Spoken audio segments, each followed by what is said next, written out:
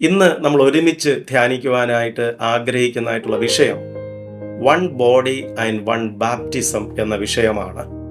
എല്ലാ കാലഘട്ടത്തിലും സഭ വളരെയധികം ചർച്ച ചെയ്യപ്പെട്ടിട്ടുള്ളതായ ഒരു വിഷയമാണ് സ്നാനം എന്ന വിഷയം. ഈ സ്നാനത്തെ സംബന്ധിച്ചുള്ളതായ അഭിപ്രായ വ്യത്യാസങ്ങളൊക്കെ സഭാവിഭാഗങ്ങൾക്കിടയിൽ നിലനിൽക്കുന്നുണ്ടെങ്കിൽ തന്നെയും സ്നാനത്തിൻ്റെ ആത്യന്തികമായ ലക്ഷ്യം എന്ന് പറയുന്നത്, അല്ലെങ്കിൽ അതിൻ്റെ ഉദ്ദേശം എന്ന് പറയുന്നത് ഒരൊറ്റ ഉദ്ദേശം മാത്രമാണുള്ളത്. അപ്പം അതുകൊണ്ട് തന്നെ ഇതിൻ്റെ പ്രാധാന്യത്തെ ഉൾക്കൊണ്ടുകൊണ്ട് നമ്മൾ ഈ ദിവസത്തിൽ ദൈവത്തിൻ്റെ വചനത്തിൽ നിന്ന് ചില കാര്യങ്ങൾ ചിന്തിക്കാനും പ്രാർത്ഥിക്കാനും ആഗ്രഹിക്കുകയാണ്. എന്താണ് സ്നാനമെന്നും എങ്ങനെയാണ് വൺ ബോഡിയായി തീരുന്നത്, ഒരു ശരീരത്തിൻ്റെ ഭാഗമായി തീരുന്നതെന്നും, അങ്ങനെ നമ്മൾ ഒരു ശരീരത്തിൻ്റെ ഭാഗമായി തീരുമ്പോൾ നമ്മുടെ ജീവിതത്തിൽ നമ്മൾ ശ്രദ്ധിക്കേണ്ടതായിട്ടുള്ള കാര്യങ്ങൾ എന്തൊക്കെയാണെന്നും ഈ സന്ദേശത്തിലൂടെ ഞാനൊന്ന് വിശദീകരിക്കുവാനായിട്ട് താല്പര്യപ്പെടുകയാണ്. സ്നാനം അല്ലെങ്കിൽ സ്നാപനം എന്ന വാക്കിൻ്റെ മൂല വാക്കെന്ന് പറയുന്നത് ബാപ്റ്റൈസ്മോ എന്ന പദമാണ്. ഈ വാക്കിൻ്റെ അർത്ഥം കുളിക്കുക, മുങ്ങുക, മുക്കുക, കഴുകുക, പാത്രം കൊണ്ട് മൂടി വയ്ക്കുക, കുഴിച്ചിടുക, ഇങ്ങനെ വ്യത്യസ്തങ്ങളായ അർത്ഥങ്ങൾ ആ വാക്കിനുണ്ട്. ഈ ഒരു ആശയത്തോട് തന്നെ നമ്മൾ നിൽക്കുമ്പോൾ വിശുദ്ധ വേദപുസ്തകത്തിൽ സ്നാനത്തെക്കുറിച്ച് പരിശുദ്ധാത്മാവ് നൽകുന്നതായ വ്യത്യസ്തമായ ചില ആലോചനകൾ കാണാൻ പറ്റും. ഉദാഹരണത്തിന് ഗലാത്യർക്ക് എഴുതിയ ലേഖനം 3-ാം അധ്യായത്തിന്റെ 27-ാമത്തെ വാക്യത്തിൽ പറയുന്നത്, ക്രിസ്തുവിനോട് ചേരുവാൻ സ്നാനമേറ്റിരിക്കുന്ന നിങ്ങളെല്ലാവരും ക്രിസ്തുവിനെ ധരിച്ചിരിക്കുന്നു. അപ്പൊ എന്താണ് അവിടെ സ്നാനമെന്ന് പരിശുദ്ധാത്മാവ് വെളിപ്പെടുത്തുന്നു? ക്രിസ്തുവിനോട്, യേശു ക്രിസ്തുവിനോട് ഒരു വ്യക്തി ചേരുന്നതിൻ്റെ അടയാളമാണ് സ്നാനം എന്ന് പറയുന്നത്. ഏതെങ്കിലും ഒരു സഭയോടോ ഏതെങ്കിലും ഒരു പ്രസ്ഥാനത്തോടോ ചേരുന്നതിൻ്റെ അടയാളമല്ല, മറിച്ച് യേശു ക്രിസ്തുവിനോട് ഒരു വ്യക്തി ചേരുന്നതിൻ്റെ അടയാളമാണ് സ്നാപനം.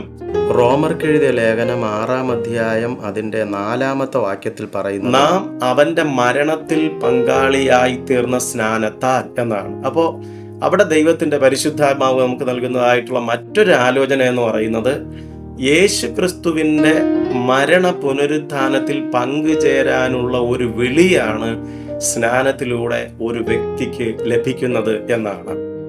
അതോടൊപ്പം അതിൻ്റെ 4-ാമത്തെ വാക്യത്തിൽ തന്നെ വേറൊരു കാര്യം കൂടി പറയുന്നു, നാം ജീവന്റെ പുതുക്കത്തിൽ നടക്കേണ്ടതിന് തന്നെ. അപ്പോൾ സ്നാനപ്പെട്ട് യേശു ക്രിസ്തുവിനെ കർത്താവിൻ രക്ഷിതാവുമായി സ്വീകരിക്കുന്ന ഒരു വ്യക്തി നടക്കേണ്ടതായിട്ടുള്ള ഒരു പുതിയ വഴിയുണ്ട്, അത് ജീവന്റെ പുതുക്കത്തിലുള്ള വഴിയാണ് എന്ന് വേദപുസ്തകം പറയുകയാണ്. വേറൊരു കാര്യം പറയുന്നത്, യേശു ക്രിസ്തുവിനെ കർത്താവിൻ രക്ഷിതാവുമായി സ്വീകരിച്ചതായിട്ടുള്ള ഒരു ദൈവ പൈതൽ യേശുവിനെ എൻ്റെ കർത്താവിൻ രക്ഷിതാവുമായി പരസ്യമായി ഏറ്റുപറയുന്നതിൻ്റെ അടയാളം കൂടിയാണ് സ്നാനം എന്നുള്ളതാണ്. യേശുവിനെ കർത്താവിൻ രക്ഷിതാവുമായി സ്വീകരിച്ച് ഒരു വ്യക്തി സ്നാനം സ്വീകരിക്കുന്നതിലൂടെ സഭയുടെ നാഥനായിരിക്കുന്ന കർത്താവിൻ്റെ ശരീരമായ സഭയുടെ ഭാഗമായി തീരുകയാണ്. യേശുക്രിസ്തുവിൻ്റെ ശരീരമാണ് സഭ. ആ സഭയുടെ ഒരു ഭാഗമാണ്, ഒരു അവയവമാണ്, ഒരു അംഗമാണ് സ്നാനപ്പെട്ടതായ ഏതൊരു വ്യക്തിയും. അങ്ങനെ യേശുക്രിസ്തുവിനെ കർത്താവിൻ രക്ഷിതാവുമായി സ്വീകരിച്ച് അവന്റെ കൂട്ടായ്മയിലേക്ക്, അവന്റെ മരണ പുനരുത്ഥാനത്തിന്റെ ഭാഗമായി തീരുവാൻ തക്കവണ്ണം വിളിക്കപ്പെട്ടിരിക്കുന്ന ഒരു ദൈവത്തിന്റെ പൈതല് അനുഷ്ഠിക്കപ്പെടേണ്ടതായ ചില ജീവിതക്രമങ്ങളുണ്ട്. ആ ജീവിതക്രമം അതിൻ്റെതായ നിലയിൽ നമ്മൾ നിർവഹിക്കപ്പെടുമ്പോഴാണ് ദൈവരാജ്യത്തിന്റെ അവകാശികളായി നമ്മൾ മാറുന്നതും സ്വർഗത്തിൽ നമുക്ക് എത്തിച്ചേരുവാനും കഴിയുന്നത്. യേശു ക്രിസ്തുവിനെ കർത്താവിൻ രക്ഷിതാവുമായി സ്വീകരിച്ച് വൺ ബോഡി അല്ലെങ്കിൽ ഒരു ശരീരത്തിൻ്റെയും ഒരു സ്നാനത്തിൻ്റെയും ഭാഗമായി തീർന്നതായിട്ടുള്ള ഒരു വ്യക്തി പാലിക്കപ്പെടേണ്ടതായിട്ടുള്ള ജീവിതക്രമത്തിൻ്റെ 1-ാമത്തെ കാര്യം എന്ന് പറയുന്നത്, യേശു ജീവനുള്ള ദൈവത്തിന്റെ പുത്രനായ ക്രിസ്തു എന്ന അടിസ്ഥാനത്തിൽ വളരണം. യേശു ജീവനുള്ള ദൈവത്തിന്റെ പുത്രനായ ക്രിസ്തു എന്ന അടിസ്ഥാനത്തിൽ വളരണം. പൗലോസ് അപ്പോസ്തലൻ പറയുന്നത്, യേശു എന്ന ഇട്ടിരിക്കുന്ന അടിസ്ഥാനമല്ലാതെ മറ്റൊന്ന് ആർക്കും ഇടാനായിട്ട് കഴിയില്ല. അതായത് ഇതൊരു ട്രഡീഷണൽ എക്സ്പീരിയൻസ് അല്ല, മറിച്ച് ഇത് പിതാവിൽ നിന്ന് ലഭിക്കുന്നതായ ഒരു വെളിപ്പാടാണ്. വിശുദ്ധ മത്തായി എഴുതിയ സുവിശേഷം 16-ാം അധ്യായം അതിൻ്റെ 16-ാമത്തെ വാക്യത്തിലോട്ട് നമ്മൾ വരുമ്പോൾ അവിടെ സ്തോത്രം പത്രോസ് പറയുന്നതായിട്ടൊരു പ്രസ്താവനയുണ്ട്. നീ ജീവനുള്ള ദൈവത്തിൻ്റെ പുത്രനായ ക്രിസ്തു. ഇത് പറയാനുള്ള സന്ദർഭം നമ്മളവിടെ വായിക്കുന്നുണ്ട്. യേശുവിൻ്റെ മിനിസ്ട്രി എല്ലാം വളരെ അധികം വർദ്ധിച്ചു വരികയാണ്. അനേക ആളുകൾ യേശു ക്രിസ്തുവിനെ വ്യത്യസ്തമായ രീതിയിൽ മനസ്സിലാക്കാൻ ശ്രമിക്കുകയാണ്. ഫിലിപ്പിന്റെ കൈസരിയിൽ വെച്ച് യേശു തൻ്റെ ശിഷ്യന്മാരോട് ചോദിക്കുകയാണ്, ജനങ്ങൾ എന്നെ ആരെന്നാണ് മനസ്സിലാക്കിയിരിക്കുന്നത്, ആരെന്നാണ് പറയുന്നത്? അപ്പോൾ ശിഷ്യന്മാർ പറഞ്ഞു, ചിലർ ഏലിയാവെന്നും ചിലർ പ്രവാചകന്മാരിൽ ഒരുത്തനാണെന്നും യോഹന്നാൻ സ്നാപകനാണെന്നും എന്നൊക്കെ അവരിങ്ങനെ വ്യത്യസ്തമായ അഭിപ്രായങ്ങൾ പറയുകയാണ്. നമ്മളൊരു കാര്യം ശ്രദ്ധിക്കണം. ആ ഒരു സന്ദർഭത്തിൽ പത്രോസ് പറയുകയാണ്, കർത്താവേ, നീ ജീവനുള്ള ദൈവത്തിൻ്റെ പുത്രനായ ക്രിസ്തു എന്ന് പറയുകയാണ്. അപ്പോൾ യേശു ക്രിസ്തു പറയുന്നത്, നിനക്കിത് വെളിപ്പെടുത്തി തന്നത് ജഡരക്തങ്ങളല്ല, മറിച്ച് സ്വർഗസ്ഥനായ എൻ്റെ പിതാവാണ് നിനക്കിത് വെളിപ്പെടുത്തി തന്നിരിക്കുന്നത്. അപ്പൊ യേശു ക്രിസ്തുവിൻ്റെ പുറകെ പോയി യേശുവിൽ നിന്ന് അത്ഭുതങ്ങളും അടയാളങ്ങളും യേശുവിൻ്റെ പ്രബോധനങ്ങളും ഒക്കെ കേട്ടതായിട്ടുള്ള ഈ ജനങ്ങൾ യേശു ക്രിസ്തുവിനെ മനസ്സിലാക്കിയത് ഒരു തെറ്റായ രീതിയിലാണ്. എന്താണ്? അവരേശുവിനെ ഒരു പ്രവാചകനായും പഴയ നിയമത്തിലെ ഒരു പ്രവാചകൻ ഉയർത്തെഴുന്നേറ്റിരിക്കുന്നതായും അതോടൊപ്പം തന്നെ യോഹന്നാൻ സ്നാപകനായിട്ടും ഒക്കെ, ചുരുക്കി പറഞ്ഞാൽ യേശു യഥാർത്ഥത്തിൽ ആരാണ് എന്നുള്ളതിനെ കുറിച്ച് മനസ്സിലാക്കാത്തതായ ഒരു അനുഭവത്തിലാണ് അവർ യേശുവിനെ അനുധാവനം ചെയ്തത്. പക്ഷെ പത്രോസിന്റെ പ്രസ്താവന യേശു ക്രിസ്തു ആരാണ് എന്നതിൻ്റെ വ്യക്തമായ ഒരു വെളിപ്പാടായിരുന്നു. പ്രിയപ്പെട്ടവരെ, നമ്മൾ സ്നാനപ്പെട്ട് തിരുസഭയോട് ചേർന്ന് യേശുക്രിസ്തുവിൻ്റെ ശരീരത്തിൻ്റെ ഭാഗമാണെന്ന് പറയുമ്പോഴും ഈ യേശു ആരാണെന്ന് അറിയേണ്ട വിധത്തിൽ, മനസ്സിലാക്കേണ്ട വിധത്തിൽ നമുക്ക് മനസ്സിലാക്കാനും നമുക്ക് ആ അടിസ്ഥാനത്തിന്മേൽ നിലനിൽക്കാനും കഴിയുന്നില്ലെങ്കിൽ നമ്മുടെ വിശ്വാസത്തിൻ്റെ അളവിനെ, നമ്മുടെ ആത്മീയ ജീവിതത്തെ നമ്മൾ പരിശോധിക്കേണ്ടത് വളരെ അത്യാവശ്യമായിട്ടുള്ളൊരു സംഗതിയാണ്. നോക്കണം, ഇവിടെ യേശു ജീവനുള്ള ദൈവത്തിൻ്റെ പുത്രനായ ക്രിസ്തു എന്ന് പ്രഖ്യാപിച്ചപ്പോൾ പത്രോസിനോട് യേശു കർത്താവ് പറയുകയാണ്, പത്രോസെ, ഇത് വെളിപ്പെടുത്തി തന്നത് ജഡരക്തങ്ങളല്ല, സ്വർഗസ്ഥനായ എൻ്റെ പിതാവാണ് നിനക്കിത് വെളിപ്പെടുത്തി തന്നിരിക്കുന്നതെന്ന് വ്യക്തമായി അവിടെ പഠിപ്പിക്കുകയാണ്. അപ്പം നമ്മൾ മനസ്സിലാക്കിക്കോണം, യേശു ക്രിസ്തു ആരാണ് എന്ന യഥാർത്ഥമായ ഒരു വെളിപ്പാടിലേക്ക് നമുക്ക് എത്തപ്പെടാത്തിടത്തോളം കാലം നമ്മുടെ സ്നാനത്തിൻ്റെ ആഴം എത്രമാത്രം വലുതാണെന്നും നമുക്ക് യേശുവിനോടൊപ്പമുള്ള അല്ലെങ്കിൽ യേശു ക്രിസ്തു ആഗ്രഹിക്കുന്നതായ ആ ജീവന്റെ പുതുക്കത്തിൽ നമുക്ക് നടക്കാനും സാധ്യമല്ല എന്നുള്ളതാണ്. അതുകൊണ്ട് തന്നെ യേശു ക്രിസ്തു എന്ന ജീവനുള്ള ദൈവത്തിൻ്റെ പുത്രനായ ക്രിസ്തു ആകുന്ന അടിസ്ഥാനം നമ്മുടെ ജീവിതത്തിൽ നമ്മൾ എപ്പോഴും ക്രമപ്പെടുത്തേണ്ടത് ആവശ്യമാണ്. ആ അടിസ്ഥാനം ശരിയല്ല എങ്കിൽ, നമുക്ക് ആ അടിസ്ഥാനത്തിൽ വളരാനായിട്ട് കഴിയുന്നില്ലെങ്കിൽ നമ്മുടെ ആത്മീയ ജീവിതത്തിൽ ഒരിക്കലും നമുക്ക് സ്തോത്രം വളരാനും യേശുവിൻ്റെ ശരീരത്തിൻ്റെ ഭാഗമാണ് ഞാനെന്നും പറയാനായിട്ട് കഴിയില്ല എന്നുള്ളതാണ്. 1-ാം നൂറ്റാണ്ടിലെ ക്രൈസ്തവ സഭയുടെ പ്രത്യേകത അതാണ്. അവര് യേശു ക്രിസ്തു എന്ന ഇട്ടിരിക്കുന്ന അടിസ്ഥാനത്തിൽ അവരുടെ ആത്മീയ ജീവിതത്തെ പടുത്തുയർത്തി. അതുകൊണ്ടാണ് അപ്പോസ്തല പ്രവൃത്തി 4:12 അവിടെ പറഞ്ഞിരിക്കുന്നത്, മറ്റൊരുത്തനിലും രക്ഷയില്ല, രക്ഷിക്കപ്പെടാൻ ആകാശത്തിന്റെ കീഴിൽ മനുഷ്യരുടെ ഇടയിൽ നൽകപ്പെട്ട വേറൊരു നാമവും ഇല്ല എന്ന് അതിശക്തമായി ദൈവത്തിന്റെ ദാസന്മാര് വിളിച്ചു പറയുന്നത്. അപ്പോസ്തല പ്രവൃത്തി 16-ാം അധ്യായം 31-ാമത്തെ വാക്യത്തിൽ ജയിൽ പ്രമാണി പൗലൂസിനോട് ചോദിക്കുന്നു, യജമാനന്മാരെ, ഞാൻ രക്ഷ പ്രാപിക്കാനായിട്ട് എന്ത് ചെയ്യണമെന്ന് ചോദിക്കുമ്പോൾ പൗലൂസ് പറയുകയാണ്, അതേ സ്തോത്രം, എന്താണ്? കർത്താവായ യേശുക്രിസ്തുവിൽ വിശ്വസിക്കുക, എന്നാൽ നീയും നിന്റെ കുടുംബവും രക്ഷ പ്രാപിക്കുമെന്നാണ്. അവൻ സ്തോത്രം റോമൻ ഗവൺമെന്റിന്റെ കയ്യിൽ നിന്ന് എങ്ങനെ രക്ഷപ്പെടാമെന്ന് ഭൗതിക രക്ഷയെക്കുറിച്ച് ചോദിച്ചപ്പോൾ പൗലോസ് അപ്പോസ്തലൻ പറയുകയാണ്, നീ യേശു ക്രിസ്തുവിൽ വിശ്വസിച്ചാൽ നിനക്ക് ഇവിടെയും രക്ഷപ്പെടാം, നിത്യതയിൽ നിനക്ക് എത്തിച്ചേരാൻ കഴിയുമെന്ന് പഠിപ്പിക്കുകയാണ്. അതാണ് 1-ാം നൂറ്റാണ്ടിലെ ക്രൈസ്തവ സഭയുടെ ബേസ്മെന്റ് എന്ന് പറയുന്നത്. ഇന്ന് നമ്മുടെ സഭകൾക്കും അതുപോലെ നമ്മുടെ വിശ്വാസ ജീവിതത്തിനും ഒക്കെ ഒലച്ചിൽ സംഭവിച്ചിരിക്കാനുള്ള കാരണം എന്ന് പറയുന്നത്, നമ്മൾ പലപ്പോഴും സ്നാനത്തിന്റെ അർത്ഥം ഉൾക്കൊണ്ടുകൊണ്ടല്ല സ്നാനപ്പെടുന്നത്. നമ്മൾ സ്നാനത്തിന്റെ ആഴം മനസ്സിലാക്കിക്കൊണ്ടല്ല യേശു ക്രിസ്തുവിനെ അനുഗമിക്കുന്നത്. പലപ്പോഴും നമ്മൾ യഥാർത്ഥമായ ഒരു ക്രൈസ്തവ ജീവിതം നയിക്കാൻ കഴിയാതെ സാക്ഷ്യം നഷ്ടപ്പെട്ടു പോയ അനുഭവത്തിൽ ജീവിക്കുവാനുള്ള കാരണമെന്ന് പറയുന്നത്, കർത്താവായ യേശു ക്രിസ്തു ആരാണെന്നും ഞാൻ എന്തുകൊണ്ടാണ് ഈ ക്രിസ്തുവിനെ അനുഗമിക്കുന്നതും എന്നുള്ളതായ ഒരു അടിസ്ഥാനപരമായ വെളിപ്പാട് ഒരു വ്യക്തിയുടെ ജീവിതത്തിൽ ഇല്ലാതെ പോകുന്നതാണ്. അതുകൊണ്ട് ഞാൻ ഒന്നാമത് പറയാൻ ആഗ്രഹിക്കുന്നത്, ജീവനുള്ള ദൈവത്തിന്റെ പുത്രനായ ക്രിസ്തു എന്ന അടിസ്ഥാനത്തിൽ സഭ വളരണം, ദൈവത്തിന്റെ മക്കൾ വളരണം. യേശു ക്രിസ്തു ഏക കർത്താവേ ഉള്ളൂ എന്ന് പറയാനായിട്ട് നമുക്ക് കഴിയണം എന്നുള്ളതാണ്. ഇന്ന് നമ്മൾ സൺഡേ സ്കൂളിലൊക്കെ പാഠങ്ങൾ പഠിപ്പിക്കുന്നുണ്ട്, കുഞ്ഞുങ്ങളെ പഠിപ്പിക്കുന്നുണ്ട്. പലരോടും ഈ പുതിയ തലമുറയില് യേശു ക്രിസ്തു ആരാണെന്ന് ചോദിച്ചാൽ യേശു ക്രിസ്തു ആരാണെന്ന് പറയാൻ തക്കവണ്ണം കഴിയാത്തതായ ഒരവസ്ഥയിലേക്ക് എത്തിപ്പോയിരിക്കുന്നു എന്നുള്ളതാണ്. നോർത്ത് ഇന്ത്യൻ ഗ്രാമങ്ങളിൽ പോയി ഒരു പ്രാവശ്യം പോലും സുവിശേഷം കേട്ടിട്ടില്ലാത്തതായ ആളുകളോട് യേശു മെശിഹായെ കുറിച്ച് പറയുമ്പോൾ അവർ ഈ യേശു ആരാണെന്ന് അവർക്കറിയില്ല എന്ന് പറയുന്നത് പോലെ, ഇന്ന് ക്രിസ്ത്യാനികളെന്ന് അഭിമാനിക്കുന്നതായിട്ടുള്ള ഒരുപാട് മക്കള് പുതിയ തലമുറയ്ക്കകത്ത് യേശു ക്രിസ്തു ആരാണെന്ന് ചോദിച്ചാൽ വ്യക്തമായ ഒരു മറുപടി പറയാൻ കഴിയാത്ത ഒരു സാഹചര്യത്തിൽ ഇന്ന് സഭ എത്തി നിൽക്കുന്നു എന്നുള്ളത് നമ്മുടെ തലമുറയെക്കുറിച്ചുള്ള ഒരു വേദന നിറഞ്ഞ അനുഭവമാണ്. എന്നാൽ സ്തോത്രം, പരിശുദ്ധാത്മാവ് ഇന്ന് നമുക്ക് നൽകുന്ന സന്ദേശം എന്ന് പറയുന്നത്, നമ്മുടെ തലമുറയെ നമ്മൾ വളർത്തിയെടുക്കുമ്പോൾ യേശു ക്രിസ്തു എന്ന ആ അടിസ്ഥാനം നമ്മുടെ മക്കൾക്ക് നമ്മൾ ഇട്ടുകൊടുക്കണം. അവർ സ്തോത്രം, യേശു ദൈവത്തിന്റെ പുത്രനാണെന്നും യേശു മശിഹയാണെന്നും യേശു രക്ഷിതാവാണെന്നും ഏതൊരു സ്ഥലത്തും തലകുനിക്കാതെ ചങ്കുറപ്പോടെ പറയാൻ കഴിയുന്ന ഒരു അനുഭവത്തിലേക്ക് നമ്മൾ എത്തിച്ചേരുമ്പോഴാണ് സഭ വാസ്തവത്തിൽ അതിൻ്റെ യഥാർത്ഥ ലക്ഷ്യത്തിൽ എത്തിച്ചേരുന്നു എന്നുള്ളതാണ്.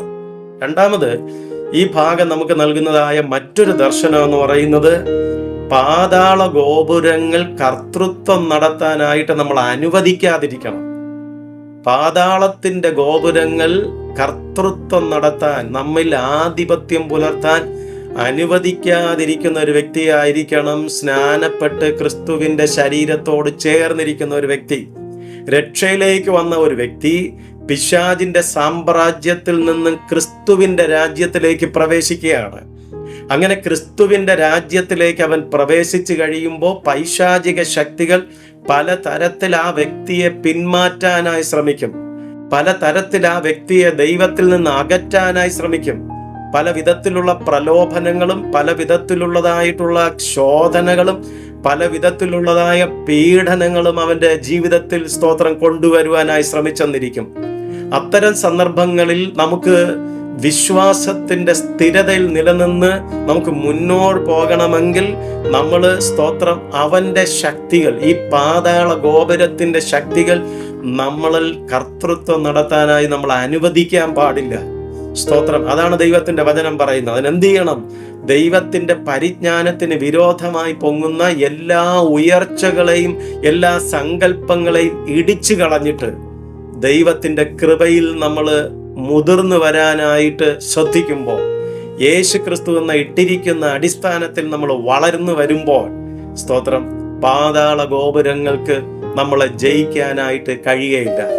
വിശുദ്ധ മത്തായി എഴുതിയ സുവിശേഷം 16-ാം അധ്യായം 18-ാമത്തെ വാക്യത്തിൽ യേശു കർത്താവ് പത്രോസിനോട് പറയുകയാണ്, പത്രോസേ, നീ ഭാഗ്യവാനാണ്, ജഡരക്തങ്ങളല്ല നിനക്കിത് വെളിപ്പെടുത്തി തന്നത്, സ്വർഗസ്ഥനായ എൻ്റെ പിതാവാണ് നിനക്കിത് വെളിപ്പെടുത്തി തന്നതെന്ന് പറഞ്ഞിട്ട് അവനോട് പറയുകയാണ്, ഈ പാറമേൽ ഞാൻ എൻ്റെ സഭയെ പണിയും, പാതാള ഗോപുരങ്ങൾ അതിനെ ജയിക്കുകയില്ല. ഏത് പാറയിലാണ് യേശു തൻ്റെ സഭയെ പണിയുന്നത്? യേശു ജീവനുള്ള ദൈവത്തിന്റെ പുത്രനായ ക്രിസ്തു എന്ന ആ പാറമേൽ, അത്തരത്തില് വിശ്വാസത്തിന്റെ അടിസ്ഥാനം ഇട്ട ഒരു വ്യക്തിയാകുന്ന അല്ലെങ്കിൽ അങ്ങനെയുള്ള ഒരു ജീവിതത്തിന്റെ മേൽ മാത്രമേ ക്രിസ്തുവിന് തൻ്റെ സഭയെ പണിയാനായിട്ട് കഴിയുള്ളൂ. ദൈവത്തിന്റെ പൈതലെ, യേശു ക്രിസ്തു എന്ന ശരീരത്തിന്റെ ഭാഗമായി സ്തോത്രം ദൈവം നമ്മളെ വിളിച്ചിരിക്കുമ്പോൾ കർത്താവ് നമ്മിലൂടെ ചിലത് പണിയുവാൻ, നമ്മിലൂടെ ദൈവത്തിൻ്റെ സഭയുടെ പണി ആരംഭിക്കുവാൻ, നമ്മിലൂടെ ദൈവത്തിൻ്റെ സഭയെ പണിതുയർത്തുവാനായിട്ട് ദൈവത്തിന് ആഗ്രഹമുണ്ട്. അതിന് നമ്മൾ ഈ അടിസ്ഥാനത്തിൽ നിലനിൽക്കണം. അതുകൊണ്ടാണ് കർത്താവ് പറയുകയാണ്, ഈ പാറമേൽ ഞാൻ എൻ്റെ സഭയെ പണിയും. ആരൊക്കെ യേശു ക്രിസ്തു ദൈവത്തിൻ്റെ പുത്രനായ ക്രിസ്തു എന്ന് പ്രഖ്യാപിക്കുന്നുവോ അവരുടെ ആ പ്രഖ്യാപനത്തിന്മേൽ, ആ വിശ്വാസത്തിന്റെ അടിസ്ഥാനത്തിന്മേൽ സഭയെ ദൈവം പണിയാനായി തുടങ്ങും. ഇന്ന് അത്തരത്തിലുള്ള ആളുകൾ സഭയ്ക്കകത്തുണ്ടോ?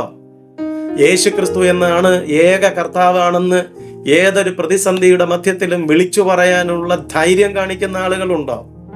ഇന്ന് പ്രസ്ഥാനങ്ങൾക്ക് വേണ്ടിയും സ്ഥാനമാനങ്ങൾക്ക് വേണ്ടിയും ഇന്ന് സ്വന്തം താല്പര്യങ്ങൾക്ക് വേണ്ടിയും മാത്രം ആളുകൾ സഭയെ സ്നേഹിക്കുമ്പോൾ, പ്രിയപ്പെട്ടവരെ, കർത്താവിന് തൻ്റെ സഭയെ പണിയാനായിട്ട് കഴിയില്ല എന്ന് ഈ സന്ദേശത്തിലൂടെ നമ്മളെ ബോധ്യപ്പെടുത്തുകയാണ്. ഇപ്പൊ പത്രോസിനോട് പറയാണ്, പാതാള ഗോപുരങ്ങൾ അതിനെ ജയിക്കുകയില്ല എന്നാണ്. ഇംഗ്ലീഷിൽ എഴുതിയിരിക്കുന്നത് ഗേറ്റ്സ് ഓഫ് ഹെൽ, അതാണ് അവിടെ എഴുതിയിരിക്കുന്നത്. അതായത് പാതാള വാതിലുകൾ എന്നാണ്. ഇതിന് രണ്ടർത്ഥങ്ങൾ നമ്മൾ മനസ്സിലാക്കണം. ഒന്ന്, ലൂക്കോസ് സുവിശേഷം 16-ാം അധ്യായത്തിന്റെ 23-ാമത്തെ വാക്യത്തിൽ പറയുന്നത്, അവിടെ അവൻ യാതനാസ്ഥലത്ത്, അവൻ പാതാളത്തിൽ യാതന അനുഭവിക്കുമ്പോഴെന്നാണ്. അപ്പൊ പാപത്തിൽ മരിക്കുന്നതായ വ്യക്തികളെ ദണ്ഡിപ്പിക്കുന്ന ദണ്ഡന സ്ഥലമാണ് പാതാളം എന്ന് പറയുന്നത്. രണ്ടാമത്തെ കാര്യം എന്ന് പറയുന്നത്, നമ്മൾ ഉൽപ്പത്തി പുസ്തകം 34-ാം അധ്യായം അതിന്റെ 20-ാമത്തെ വാക്യത്തിൽ അവിടെ കാണുന്നത്, ഈ ഗേറ്റ്സ് എന്ന് പറയുന്നത് പഴയ നിയമത്തിനകത്ത് ലീഡേഴ്സും, അതായത് ഭരണകർത്താക്കളും അതുപോലെ തന്നെ നേതാക്കന്മാരുമെല്ലാം തങ്ങളുടെ പട്ടണത്തിന്റെ കാര്യാദികളിൽ തീർപ്പ് കൽപ്പിക്കുന്നതിന് വേണ്ടി കൂടി വന്നിരുന്ന സ്ഥലമാണ് ഈ പട്ടണവാതിൽക്കൽ എന്ന് പറയുന്നതായിട്ടുള്ള സ്ഥലം. അവിടെ അവർ തീർപ്പ് കൽപ്പിക്കുന്ന സ്ഥലമായിരുന്നു. അപ്പൊ അങ്ങനെയാണെങ്കിൽ നമ്മൾ മനസ്സിലാക്കണം, പൈശാചിക ശക്തികൾ ദൈവമക്കൾക്കെതിരെ ഗൂഢാലോചനകൾ നടത്തുന്നതായിട്ടുള്ള ഒരു സ്ഥലമാണ് ഈ ഗേറ്റ്സ് ഓഫ് ഹെൽ എന്ന് പറയുന്നത്. ദൈവത്തിന്റെ മക്കൾക്കെതിരെ, ദൈവത്തിന്റെ ജനത്തിനെതിരെ ശത്രു കൂടി വന്ന് ആലോചനകൾ നടത്തി അവരെ തകർത്ത് കളയാനായിട്ട് പദ്ധതികൾ തയ്യാറാക്കുമ്പോൾ, നമ്മെ സ്തോത്രം പീഡിപ്പിക്കാൻ, നമുക്കെതിരെ ഗൂഢാലോചനകൾ ചെയ്ത് നമ്മെ അവന്റെ വശത്താക്കാനായിട്ട് ദുഷ്ടനായ ശത്രു ആലോചനകൾ നടത്തുമ്പോൾ കർത്താവ് പറയുകയാണ്, അല്ലയോ പത്രോസേ, അതെ, പാതാള ഗോപുരങ്ങൾക്ക് എടുക്കുന്നതായിട്ടുള്ള ഒരു തീരുമാനവും, ഒരു പദ്ധതികളും നിന്റെ നേരെ ഫലിക്കുകയില്ല, നിന്റെ നേരെ വിജയിക്കുകയില്ല എന്നാണ്. വേറൊരു ഭാഗത്ത് സങ്കീർത്തനക്കാരൻ പറയുന്നത്, നിനക്കെതിരെ വരുന്ന ഒരായുധവും ഫലിക്കയില്ല. നിന്റെ വശത്ത് 1000 പേരും നിന്റെ വലതുവശത്ത് 10,000 പേരും വീഴും, എങ്കിലും അത് നിന്നോട് അടുത്തു വരികയില്ല എന്ന് അവിടെ രേഖപ്പെടുത്തിയിരിക്കുകയാണ്. അപ്പൊ നമ്മൾ മനസ്സിലായിക്കോണം, ക്രിസ്തുവാകുന്ന അടിസ്ഥാനത്തിന്മേൽ പണിയപ്പെടുന്ന ഒരു വിശ്വാസിയുടെ വിശ്വാസ ജീവിതം ആ അടിസ്ഥാനത്തിന്മേൽ പണിയപ്പെടുമ്പോൾ പൈശാചിക ശക്തികൾ ഒരുപക്ഷെ നിന്നെ തകർക്കാനായിട്ട് എഴുന്നേറ്റ് വന്നാലും, എൻ്റെ പ്രിയ ദൈവത്തിന്റെ പൈതലെ, നിന്നെ ജയിക്കാനായിട്ട് തമ്പുരാൻ അനുവദിക്കയില്ല. ഒരു ദുഷ്ടശക്തികൾക്ക് നിന്നെ തോൽപ്പിക്കാനായിട്ട് കഴിയത്തില്ല. കാരണം നിന്റെ വിശ്വാസം ഉറപ്പുള്ളതാണ്. നീ പ്രഖ്യാപിച്ചിരിക്കുന്ന സ്നാന സമയത്ത് പ്രഖ്യാപിച്ചതായിട്ടുള്ള നിന്റെ പ്രഖ്യാപനം ഏറ്റവും വലുതാണ്. അത് സ്വർഗത്തിൽ വിലയേറിയതാണ്. ഹല്ലേലൂയ. അതുകൊണ്ട് തന്നെ നമ്മൾ അതിനെക്കുറിച്ച് വളരെ ഗൗരവമായ രീതിയിൽ നമ്മൾ വളരേണ്ടത് അത്യാവശ്യമാണ്. ഈ തിരുവെഴുത്ത് നമ്മളെ പഠിപ്പിക്കുകയാണ്. ഇന്ന് നമ്മൾ ശ്രദ്ധിക്കണം, ഇന്ന് സഭ തകർക്കപ്പെട്ടിരിക്കുന്നുവെങ്കിൽ, ഇന്ന് പലപ്പോഴും സഭ ലോകത്തിന്റെ മുമ്പിൽ അവഹേളിക്കപ്പെടുന്നുണ്ടെങ്കിൽ, ഇന്ന് സഭ പലപ്പോഴും ലോകത്തിന്റെ മുമ്പിൽ പരിഹാസ വിഷയമായി തീരുന്നുണ്ടെങ്കിൽ, അതിന് കാരണം മറ്റൊന്നല്ല, നമ്മുടെ വിശ്വാസത്തിനകത്ത് വെള്ളം ചേർത്ത് വിട്ടുവീഴ്ചകൾക്ക് തയ്യാറായതാണ്. ഞാൻ ഒരിക്കൽ കൂടി പറയുകയാണ്, നമ്മുടെ വിശ്വാസത്തിൽ വെള്ളം ചേർത്ത് വിട്ടുവീഴ്ചകൾക്ക് തയ്യാറായതാണ് ഇന്ന് സഭ ലോകത്തിന്റെ മുമ്പിൽ തകർന്നടിയാൻ, പാതാള ഗോപുരങ്ങൾ നമ്മളെ ജയിക്കാനായിട്ട് കാരണമായി തീർന്നിരിക്കുന്നത്. അതുകൊണ്ട് തന്നെ സഭ ആ പഴയ സ്നാനത്തിന്റെ തീരുമാനത്തിലേക്കും യേശു ക്രിസ്തുവിന്റെ ശരീരത്തിന്റെ ഭാഗമാണെന്നുള്ള ബോധ്യത്തിലേക്കും മടങ്ങി വരേണ്ടതായ ഒരു കാലഘട്ടത്തിലാണ് നമ്മൾ എത്തി നിൽക്കുന്നത്. മൂന്നാമത്, എഫേസ്യർക്ക് ലേഖനം അതിന്റെ 4-ാം അധ്യായം 1-2 വാക്യങ്ങളിൽ നമ്മൾ കാണുന്നതായിട്ടുള്ള വേറൊരു കാര്യം അവിടെ പൗലോസ് അപ്പോസ്തലൻ പറയുന്നത്, സഹോദരന്മാരെ, നിങ്ങളെ വിളിച്ചിരിക്കുന്ന വിളിക്ക് യോഗ്യമാവണ്ണം പൂർണ്ണ വിനയത്തോടും സൗമ്യതയോടും ദീർഘക്ഷമയോടും കൂടെ നടക്കുകയും സ്നേഹത്തിൽ അന്യോന്യം പൊറുക്കുകയും ആത്മാവിന്റെ ഐക്യത സമാധാന ബന്ധത്തിൽ കാക്കുകയും ചെയ്യുവീൻ. അപ്പൊ പൗലോസ് അപ്പോസ്തലൻ പറയുകയാണ്, ദൈവത്തിന്റെ പരിശുദ്ധാത്മാവ് ഈ വചനത്തിൽ നമ്മളോട് പറയുകയാണ്, നിങ്ങളെ വിളിച്ചിരിക്കുന്ന വിളിക്ക് യോഗ്യമായ വണ്ണം, അതായത് വിളിച്ചിരിക്കുന്ന വിളിക്ക് അനുയോജ്യമായ ഒരു ജീവിത ശൈലി നമ്മൾ വളർത്തിയെടുക്കണം. നമുക്കുണ്ടാവേണ്ട ഒരു ജീവിത ശൈലിയുണ്ട്, നമുക്കുണ്ടാകേണ്ടത് ഒരു ജീവിത ക്രമമുണ്ട്. മറ്റുള്ളവർ യാത്ര ചെയ്യുന്നതായിട്ടുള്ള വഴികളിലൂടെ യാത്ര ചെയ്യാനല്ല ഒരു ക്രിസ്ത്യാനിയെ ദൈവം വിളിച്ചതും ഒരു ക്രിസ്ത്യാനിയാകാൻ ഒരു വ്യക്തി സ്നാനത്തിലൂടെ തീരുമാനിച്ചതും. യേശു ക്രിസ്തുവിന്റെ അടുക്കൽ വന്ന വിദ്വാൻമാര് മൂരും പൊന്നും കുന്തുരുക്കവും കാഴ്ചവെച്ച് അവര് സ്തോത്രം പുതിയ വഴിയിലൂടെ മടങ്ങിപ്പോകാനായിട്ട് സ്വപ്നത്തിൽ അരുളപ്പാടുണ്ടായപ്പോ അവര് പുതിയ വഴിയിലൂടെ യാത്ര ചെയ്തതുപോലെ ദൈവത്തിന്റെ പൈതലെ, നിനക്ക് വേണ്ടി ദൈവം തമ്പുരാൻ കാണിച്ചു തന്നിരിക്കുന്ന ഒരു പുതിയ വഴിയുണ്ട്, ഒരു പുതിയ ജീവിത ശൈലിയുണ്ട്. ആ പുതിയ ജീവിത ശൈലിയിലൂടെ യാത്ര ചെയ്യേണ്ട ഒരു ദൈവത്തിന്റെ പൈതലാണ് നീ. അതുകൊണ്ടാണ് പൗലോസ് അപ്പോസ്തലൻ പറയുന്നത്, സ്തോത്രം, ലേഖനങ്ങളുടെ റാണി എന്ന് വിളിക്കപ്പെടുന്ന ഈ എഫേസ്യരുടെ ലേഖനം 4-ാം അധ്യായത്തിനകത്ത് പറഞ്ഞു തുടങ്ങുന്നത്, പുതിയ നിയമ ക്രൈസ്തവ സഭ യേശു ക്രിസ്തുവിന്റെ രക്തത്താൽ കഴുകൽ പ്രാപിച്ച യേശുവിനെ കർത്താവിൻ രക്ഷിതാവുമായി സ്വീകരിച്ച് ദൈവരാജ്യത്തിന്റെ അവകാശിയായി തീർന്നിരിക്കുന്ന ഒരു ദൈവത്തിന്റെ പൈതൽ ഈ ഭൂമിയിൽ അനുഷ്ഠിക്കേണ്ട ഒരു ജീവിത ക്രമമുണ്ട്, ഒരു ജീവിത രീതിയുണ്ട്. അതെങ്ങനെയുള്ളതാണ്? വിളിച്ചിരിക്കുന്ന വിളിക്ക് യോഗ്യമായിട്ടുള്ളതാണ്. അപ്പോൾ നമ്മുടെ വിളി എന്താണെന്ന് നമ്മൾ തിരിച്ചറിഞ്ഞ് അതിന് യോഗ്യമായിട്ടുള്ള ഒരു ജീവിതം നമ്മൾ നയിക്കുമ്പോൾ അത് സ്തോത്രം കർത്താവിന്റെ നാമത്തിന് മഹത്വകരമായി തീരുവാനായിട്ടിടയായിത്തീരും. ഈ ഭാഗത്ത് ദൈവത്തിന്റെ പരിശുദ്ധാത്മാവ് സ്നാനത്തിലൂടെ ഏക ശരീരത്തിന്റെ അംഗങ്ങളായി തീർന്നിരിക്കുന്ന നാം ഏത് തരത്തിലുള്ള ജീവിതമാണ് നയിക്കേണ്ടതെന്ന് പറയുന്നുണ്ട്. അവിടെ 3 കാര്യങ്ങൾ പറയുന്നു. 1, നമ്മുടെ നടപ്പ് പൂർണ്ണ വിനയത്തോടും സൗമ്യതയോടും ദീർഘക്ഷമയോടും കൂടെ ആയിരിക്കണം. 2, സ്തോത്രം, നമ്മുടെ പെരുമാറ്റം സ്നേഹത്തിൽ അധിഷ്ഠിതമായതായിരിക്കണം. 3, നമ്മുടെ ജീവിതത്തിൽ നമ്മൾ ആത്മാവിന്റെ ഐക്യത സമാധാന ബന്ധത്തിൽ കാക്കണം എന്നാണ്. ഒന്നുകൂടി ഞാൻ പറയുകയാണ്, നമ്മുടെ നടപ്പ് എങ്ങനെയുള്ളതായിരിക്കണം? പൂർണ്ണ വിനയത്തോടും പൂർണ്ണ സൗമ്യതയോടും ദീർഘക്ഷമയോടും കൂടി ആയിരിക്കണം. വിനയത്തിന്റെ നേരെ ഓപ്പോസിറ്റാണ് അഹങ്കാരം. വിനയം ഒരു ബലഹീനതയല്ല, അത് ശക്തിയുടെ അടയാളമാണ്. കാരണം ഒരു വിനയമുള്ള വ്യക്തി അയാൾ തന്നെയാണ് അയാളുടെ യജമാനൻ. അതേസമയം സന്തോഷത്തോടെ മറ്റുള്ളവരുടെ ദാസനാകുകയും ചെയ്യും എന്നുള്ളതാണ്. അതുപോലെ തന്നെ ദീർഘക്ഷമയോടുകൂടി നമ്മൾ ജീവിക്കുമ്പോൾ നമ്മുടെ ദീർഘക്ഷമ നമ്മുടെയും മറ്റുള്ളവരുടെയും രക്ഷയ്ക്ക് കാരണമായി തീരും എന്നുള്ളതാണ്. അതുകൊണ്ട് തന്നെ നമ്മൾ ദീർഘക്ഷമയോടിരിപ്പാൻ, താഴ്മയോടെ നടക്കാൻ, സൗമ്യതയുള്ളവരായിരിക്കാൻ ദൈവത്തിന്റെ വചനം നമുക്ക് കാണിച്ചു തരികയാണ്. പ്രിയപ്പെട്ടവരെ, നമ്മുടെ ജീവിതത്തിൽ അഹങ്കാരം തലപൊക്കുമ്പോഴാണ് പലപ്പോഴും പല പ്രശ്നങ്ങളും ഉണ്ടാകുന്നത്.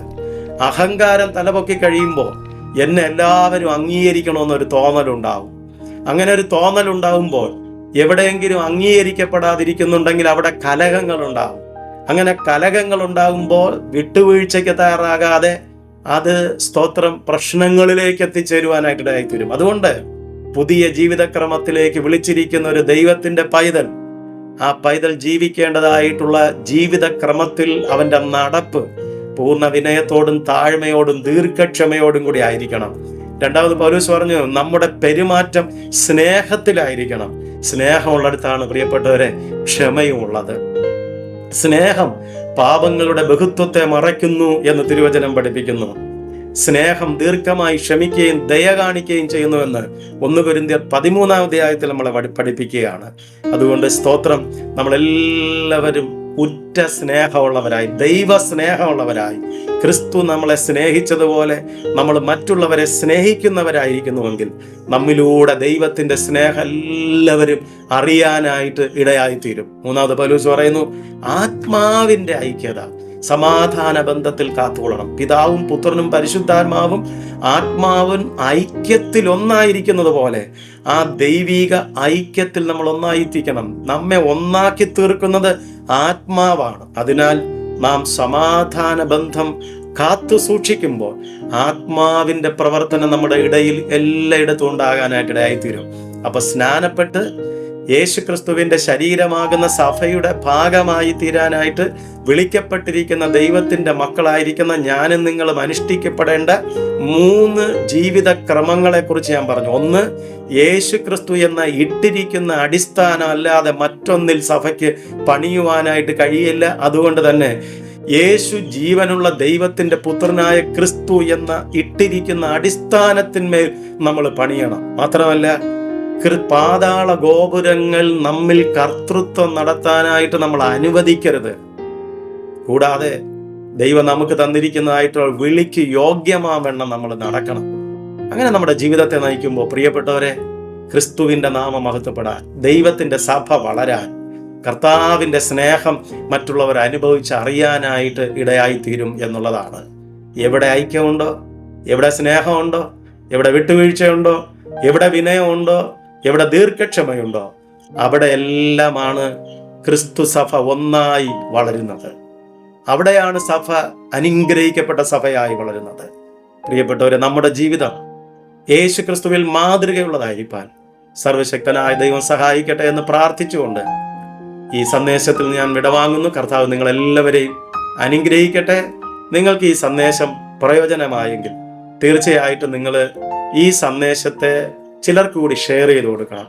മറ്റുള്ളവരും ഈ സന്ദേശം കേൾക്കട്ടെ, അവർക്കും ഈ സന്ദേശം അനുഗ്രഹമായി തീരുവാൻ തക്കവണ്ണം ഇത് ഇടയായിത്തീരും. അതുകൊണ്ട് തന്നെ ഇത് മറ്റുള്ളവർക്ക് ഷെയർ ചെയ്യാൻ കൂടി ശ്രമിക്കണം. ദൈവം നിങ്ങളെ അനുഗ്രഹിക്കട്ടെ. ആമേൻ.